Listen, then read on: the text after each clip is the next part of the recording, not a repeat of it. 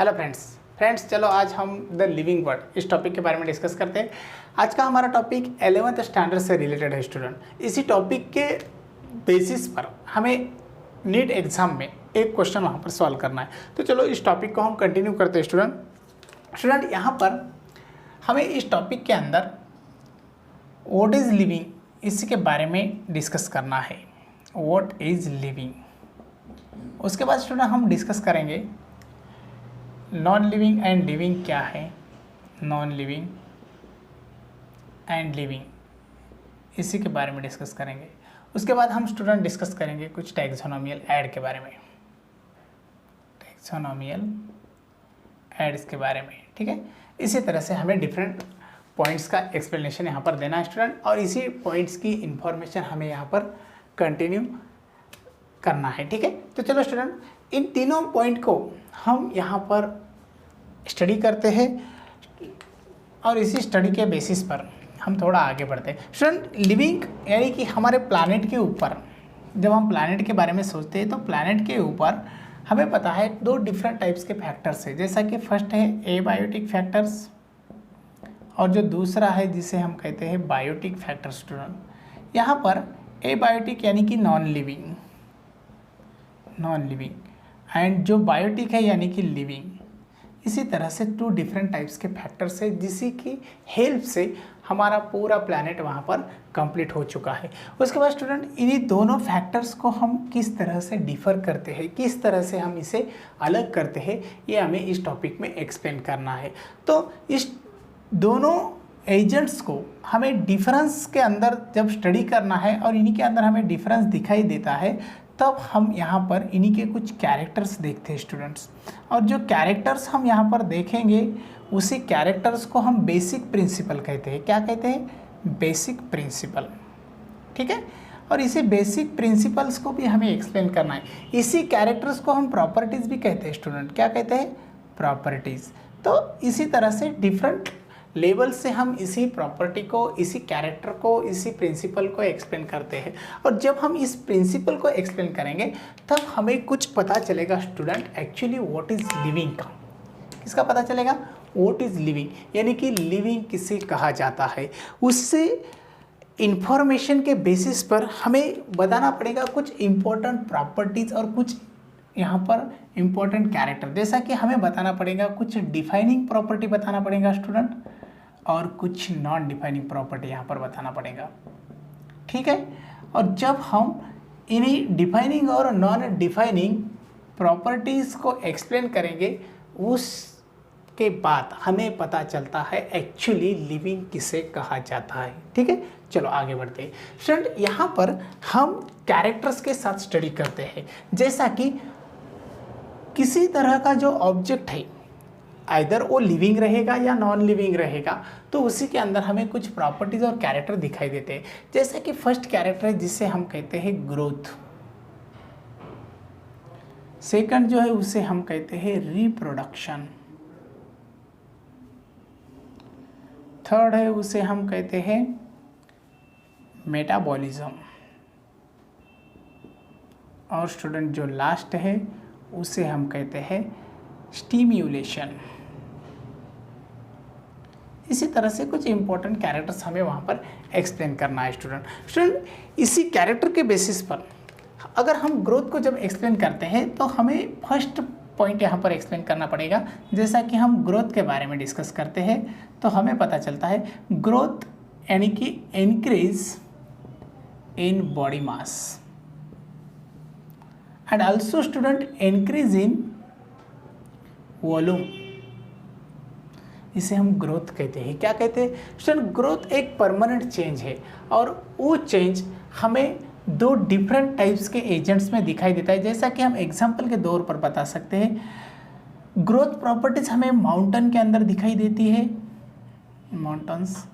उसके बाद सैंड यानी कि student growth property non living के अंदर दिखाई देती है, ठीक है। उसके बाद लिविंग के अंदर भी दिखाई देती है। सेकंड एग्जांपल हम यहाँ पर लेते हैं, जैसा कि कुछ एनिमल्स है जब यहाँ पर हम दो डिफरेंट एग्जाम्पल लेते हैं, उसी के अंदर एक लिविंग रहेगा दूसरा नॉन लिविंग रहेगा, तो स्टूडेंट कन्फ्यूजन बढ़ सकता है। अभी यहाँ पर देखो, जो नॉन लिविंग है उसी की जो ग्रोथ है वो हमें कुछ इस तरह से दिखाई देती है स्टूडेंट। जैसा कि नॉन लिविंग जो ग्रो होता है वो ग्रो होता है एक्सटर्नल रीजन से, एक्सटर्नल रीजन, ठीक है। उसके बाद जो लिविंग है उसी की ग्रोथ है internal as well as external, ठीक है। यानी कि living organism internally as well as externally grow होता है और जो नॉन लिविंग है वो ओनली एक्सटर्नली ग्रो होता है। यहाँ पर एक्सटर्नली किस तरह से ग्रो होता है स्टूडेंट? सपोज हमने यहाँ पर माउंटेन का स्ट्रक्चर ड्रॉ किया है, इसी माउंटेन के स्ट्रक्चर के ऊपर हमें कुछ इस तरह से डिपोजिशन दिखता है स्टूडेंट, और जो डिपोजिशन दिखाई दे रहा है वो डिपोजिशन है कुछ डस्ट पार्टिकल्स का। किसका है? डस्ट पार्टिकल्स का, ठीक है। ये जो डस्ट पार्टिकल का डिपोजिशन है, ये डस्ट पार्टिकल का डिपोजिशन वहाँ पर हमें दिखाई देता है। इसी तरह से हम इसी की ग्रोथ बढ़ा सकते हैं, ठीक है। तो यहाँ पर हमें पता चलता है जो माउंटेन्स की प्रीवियस लेंथ थी उसी से ज़्यादा इस टाइम लेंथ बढ़ चुकी है, तो हम बता सकते हैं माउंटेन आल्सो ग्रो। इसी के बेसिस पर हमें पता चलता है ग्रोथ के बारे में हम श्योरली नहीं बता सकते, इसीलिए growth is non defining property. कैसी property student? Growth is non defining property. अगर ग्रोथ नॉन डिफाइनिंग प्रॉपर्टी है, ठीक है। उसके बाद हम रिप्रोडक्शन के बारे में डिस्कस करते हैं स्टूडेंट। सेकंड पॉइंट हम यहाँ पर लेते हैं जिसका हम कहते हैं रिप्रोडक्शन। रिप्रोडक्शन स्टूडेंट, रिप्रोडक्शन यानी क्या? रिप्रोडक्शन यानी कि प्रोसेस है जिस प्रोसेस के अंदर organism own kind of individual produce करता है, खुद के जैसा दूसरा इंडिविजुअल ऑर्गेनिज्म प्रोड्यूस करता है, उसी को हम रिप्रोडक्शन कहते हैं। और यही रिप्रोडक्शन की जो प्रॉपर्टी है वो प्रॉपर्टी हमें लिविंग के अंदर दिखाई देती है। और लेकिन जब हम एग्जाम्पल लेते हैं तो कुछ म्यूल्स है स्टूडेंट, म्यूल्स यहाँ पर तो नॉन रिप्रोड्यूस है, वो रिप्रोड्यूस नहीं कर सकते, रिप्रोडक्शन नहीं कर सकते। अगर म्यूल्स रिप्रोडक्शन नहीं करते तो उससे नॉन लिविंग नहीं कहा जाता, वो तो लिविंग है। सिर्फ इन्हीं के अंदर प्रॉपर्टी जो है रिप्रोडक्शन की वो लूज हो चुकी है। उसके बाद में कुछ स्टेराइल वर्कर बीज है स्टूडेंट, वर्कर बीज। ये जो वर्कर बीज है इन्हीं के अंदर भी प्रॉपर्टी जो है रिप्रोडक्शन की वो लूज हो चुकी है। उसके बाद स्टूडेंट कुछ इनफर्टाइल कपल्स है, इनफर्टाइल कपल्स जिन्हीं के अंदर भी लूज हो चुके हैं रिप्रोडक्शन की प्रॉपर्टी। तो इन्हीं सभी को हम नॉन लिविंग नहीं कह सकते, यानी कि हमें पता चलता है कुछ एक्सेप्शन रिप्रोडक्शन के अंदर भी हमें दिखाई देते हैं। इसीलिए reproduction also known defining property, reproduction भी वहाँ पर नॉन डिफाइनिंग प्रॉपर्टी है। उसके बाद हम थोड़ा आगे बढ़ते हैं।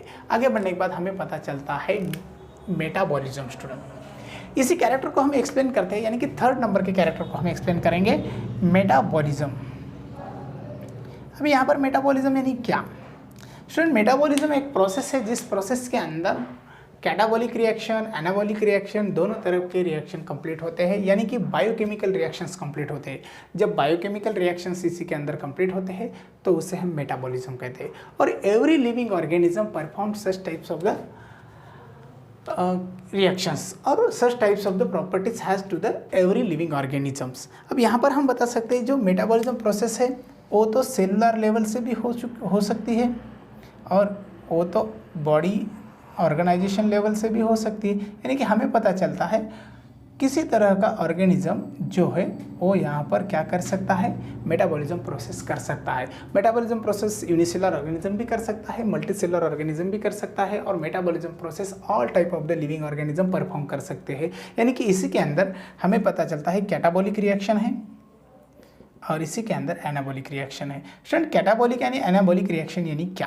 कैटाबॉलिक यानी कि reactions which perform with the help of catalyst, और एनाबॉलिक यानी कि reactions which forms a best product, जिसी को हम बेस्ट प्रोडक्ट भी कहते हैं और फाइनल प्रोडक्ट भी कहते हैं, और नॉन कन्वर्जेबल प्रोडक्ट भी कहते हैं। तो ये एनाबॉलिक की रिएक्शन है। तो इसी तरह से दो डिफरेंट टाइप के रिएक्शंस इसी मेटाबॉलिज्म के अंदर हो सकते हैं और इसी के बेसिस पर हम इसे कहते हैं metabolism is a defining property. क्या है student? Metabolism is a defining property. ठीक है, इसी तरह से मेटाबॉलिज्म एक डिफाइनिंग प्रॉपर्टी है। उसके बाद स्टूडेंट लास्ट जो पॉइंट है हमारा और जो लास्ट जो बेसिक प्रिंसिपल है, लास्ट जो कैरेक्टर है, वो कैरेक्टर अब यहाँ पर हम लिखेंगे जिसे कहते हैं स्टिम्युलेशन। स्टूडेंट इसी स्टिम्युलेशन को हम एक्सटर्नल रिस्पॉन्ड कहते हैं। एक्सटर्नल रिस्पॉन्ड यानी क्या? स्टूडेंट एटमॉस्फेयर के अंदर अगर टेम्परेचर बढ़ता है तो हम उससे स्टिमुलेशन दे सकते हैं, रिस्पॉन्स दे सकते हैं, उसी के बेसिस पर हमारे बॉडी के अंदर हम चेंजेस कर सकते हैं। उसके बाद any organisms also response to the atmosphere as their changes, तो उसे हम कहते हैं एक्सटर्नल स्टिमुलेशन। लेकिन इसी के ऊपर हमें एक एक्सेप्शन दिखाई देता है, जैसा कि कोमा पेशेंट है। स्टूडेंट कोमा पेशेंट के बारे में जब हम डिस्कस करते हैं तो coma patient as a brain dead patient है। जो ब्रेन डेड पेशेंट है उसी को रिस्पांस नहीं मिलता है, उसी को कुछ इन्फॉर्मेशन नहीं मिलती है, उसके अराउंड में कौन है, उसके अराउंड में डॉक्टर्स है या उसके अराउंड में कुछ अदर कंडीशंस चल रहे हैं, उसी के बारे में रिस्पांस नहीं मिलता है। लेकिन यही पेशेंट रिस्पांस देता है स्टूडेंट ड्रग्स को, मेडिसिन को और कुछ जो इन्फॉर्मेशंस है, जो इन्फॉर्मेशंस जैसा कि हम मेडिसिन के तौर पर बता सकते हैं, कुछ सिरप्स के बारे में भी हम सोच सकते हैं। तो इसी तरह से डिफरेंट टाइप्स के प्रोसेस को वो रिस्पॉन्स दे सकता है, यानी कि वो लिविंग है, वो एक्सटर्नल स्टिमुलेशन कर सकता है। तो इसी के बेसिस पर हम कह सकते हैं स्टिमुलेशन यानी कि response to the external stimuli, और इसे हम कहते हैं self consciousness. It is the defining property student, defining property. ठीक है, अभी यहाँ पर हमारा क्वेश्चन जो है स्टूडेंट वो तो अभी तक सॉल्व नहीं हुआ।